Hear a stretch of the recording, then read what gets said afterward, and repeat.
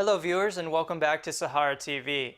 On this particular segment we're going to be covering the Zamfara lead poisoning and the update on the operations to clean up the area, both to clean up the environmental problems that have been going on, including cleaning the environment of lead, as well as the treatment of children and adults affected by lead poisoning, and the third phase, which is safer mining practices that need to come online toward the end. On the issue of treatment specifically, we have with us today Simon Tyler, Head of Mission for Doctors Without Borders for Nigeria.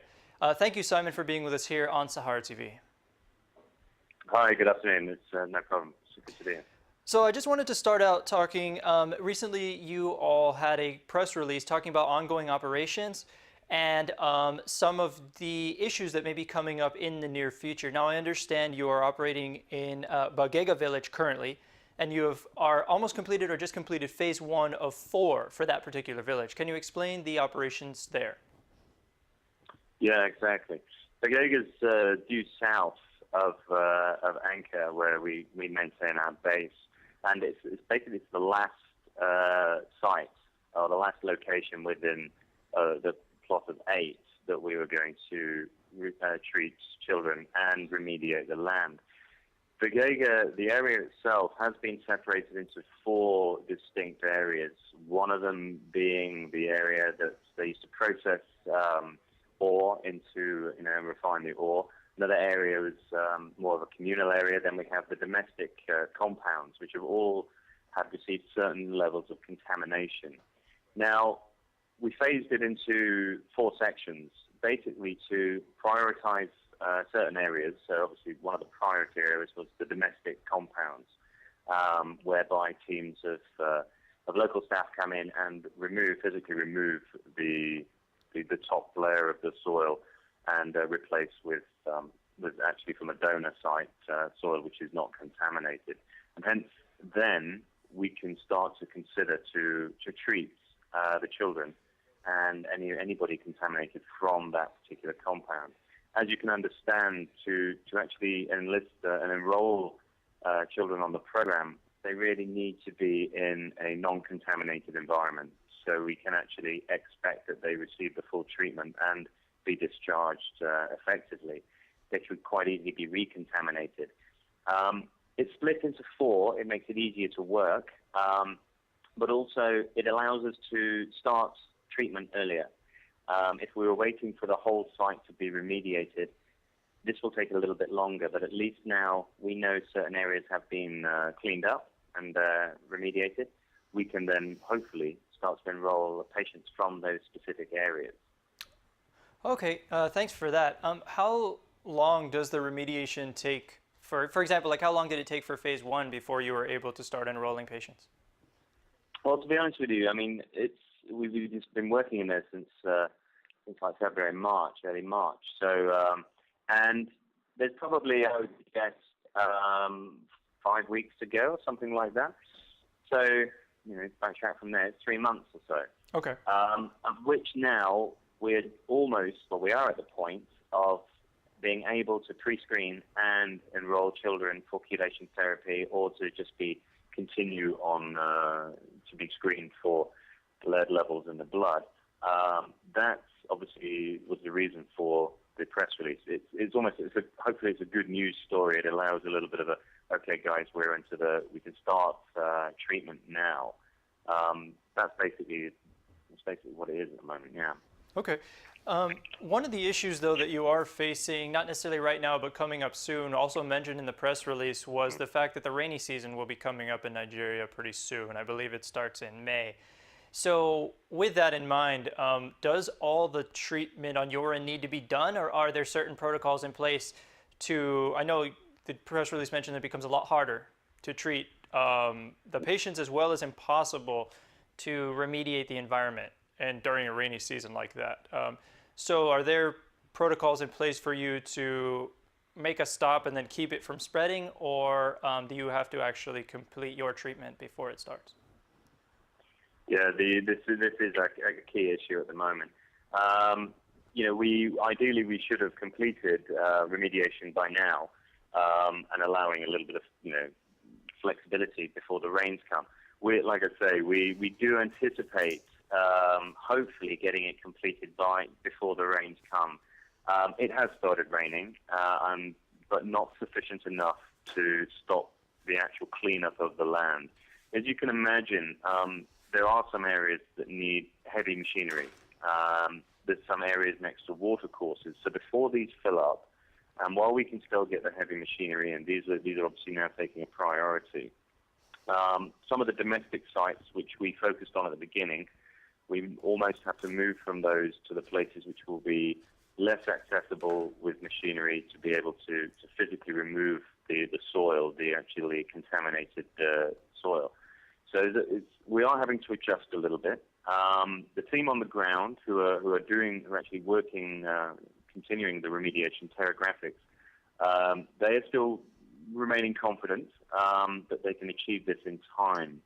Now, the contingency for ourselves would be that we're happy we can remediate the domestic parts of the village, which is the homesteads where people live, where the children will return to each day. So we're happy that their home environments can be cleaned up, which means we can enroll the children on the program and we can start treating for lead poisoning.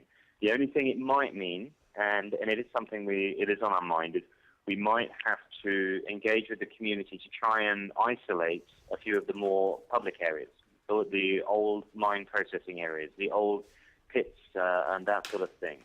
At the moment, they're used as a bit of a playground for the children. And what we need to do, if we can't clean these areas up, we might have to consider trying to isolate them, whether it be by fencing, whether it be daily education within the community to ensure that the children don't actually access these areas, to be recontaminated once we start them on treatment. Otherwise, the treatment will probably just be to continue on and on and on, and children will become reinfected, recontaminated. So at the moment, it's not ideal. Mm-hmm. It's something that I think we can do, but we would need the community to actively assist and participate in this. But the fact that we'll be, on the ground in the community, running the clinic, and we have a base there, right, and the remediation company, Terragraphics, will still be around. I think it's achievable, and this is our worst case scenario, of course, that we cannot clean these up because of access, because of as soon as the topsoil becomes more fluid and it becomes more difficult to move. Right. I think these are things that we are considering, and we have to actually put this in place potentially. That's our worst case. Hopefully, if the rains come mid-May, late May, yeah, we might be okay. Okay. Now, you mentioned during that remediation should have been completed already. Can you speak about some of the issues that you've faced, like why it hasn't been done at this time?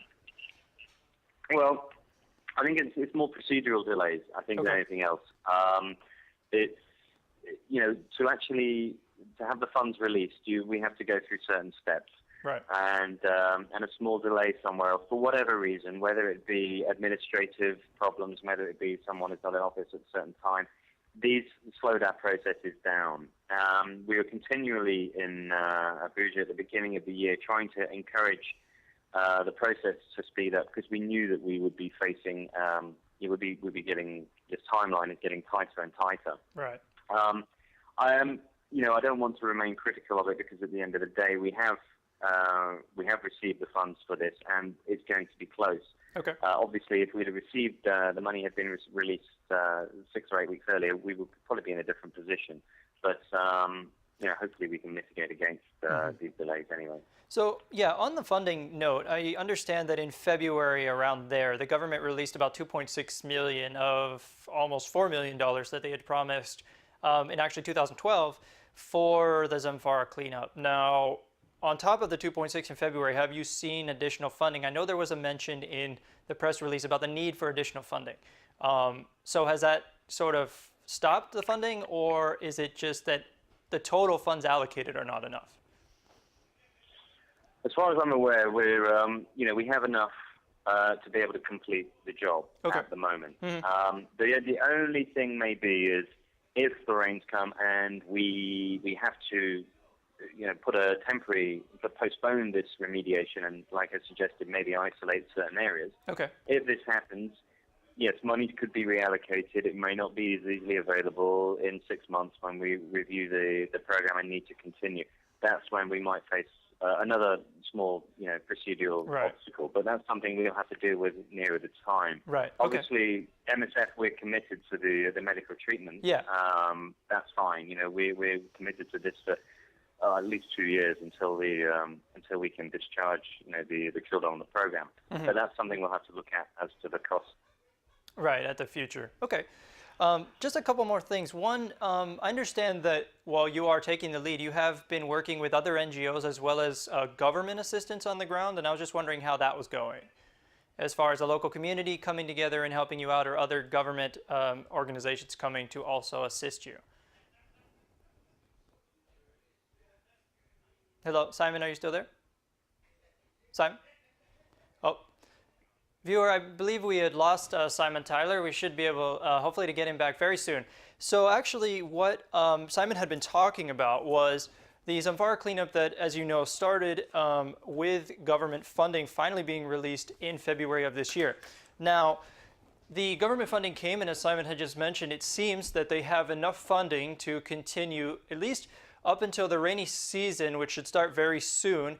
And what they're hoping is that the environmental remediation, that is the environmental cleanup of lead itself, should be completed, and that once this is done, and some of it has already happened, Doctors Without Borders has begun to and will begin to continually enroll patients in their program of treatment and be able to treat all the children that they need to prior to the rainy season starting. The issue is that the rainy season will actually spread some of the lead, as well as cause it just more difficult for machinery to come through. Yeah, so what he was mentioning also was that it appears he's a lot more hopeful that they will succeed, and also, just in case, they do have protocols in place should they not be able to complete all their goals by the rainy season. Unfortunately, viewers, I've just learned that the call will not be able to be reconnected, and unfortunately will not be able to finish this conversation with Simon Tyler at this time. So unfortunately, we will have to get back to you with more information in the future on the cleanup, as we will be watching it throughout the rest of the summer months, particularly when the rainy season starts.